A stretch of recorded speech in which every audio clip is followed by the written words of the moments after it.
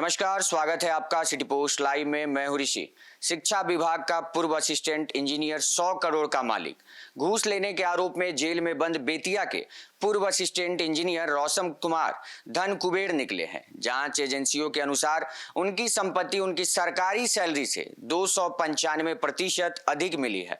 रोशन कुमार के ऊपर कानूनी शिकंजा और ज्यादा कस गया है। रोशन कुमार के खिलाफ स्पेशल विजिलेंस यूनिट ने आय से अधिक संपत्ति का दूसरा केस दर्ज किया है।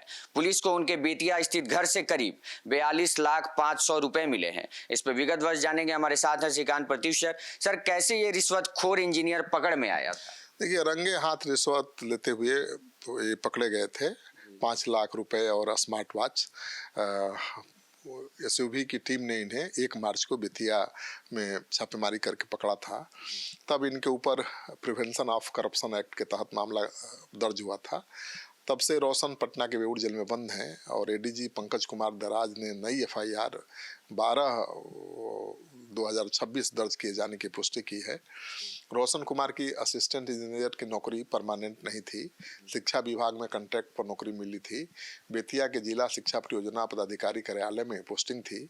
उनकी सैलरी मात्र 40,000 रुपये की थी और एसयूवी के अनुसार अक्टूबर 2023 में नौकरी लगने के बाद से लेकर गिरफ्तार किए जाने तक में कुल 29 महीने ही रोशन ने काम किया है। इसी बीच कुल सैलरी 11,60,000 रुपये रही, लेकिन करोड़ों की संपत्ति बना ली।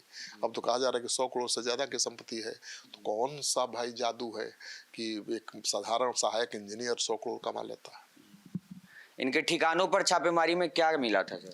8 अप्रैल को इनके ठिकानों से 42,500,000 रुपये कैश बरामद हुए थे। जब जांच एजेंसी की टीम ने इसके बेतिया स्थित रोशन के घर पर छापेमारी की थी, तब एक कार्टून के अंदर से 42,500,000 रुपये बरामद हुए थे।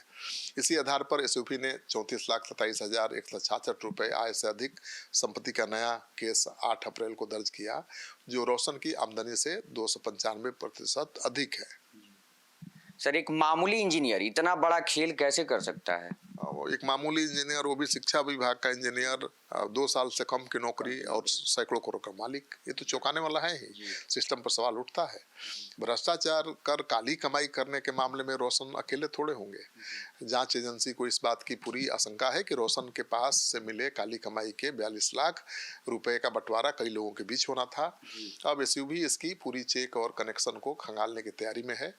इसके लिए रोशन को रिमांड पर लेकर पूछताछ की जाएगी। जांच एजेंसी की तरफ से बहुत जल्द स्पेशल विजिलेंस कोर्ट में अपील की जाएगी। 3-4 दिनों की रिमांड मांगी जाएगी। उम्मीद है कि रिमांड मिलने के बाद पूछताछ में कई नए तथ्य सामने आ सकते हैं, कई नए नाम सामने आ सकते हैं, जिसके आधार पर भ्रष्टाचार के खेल में रोशन के साथ शामिल दूसरे लोगों पर कानूनी शिकंजा कस सकता है। सर, रोशन कुमार कौन है?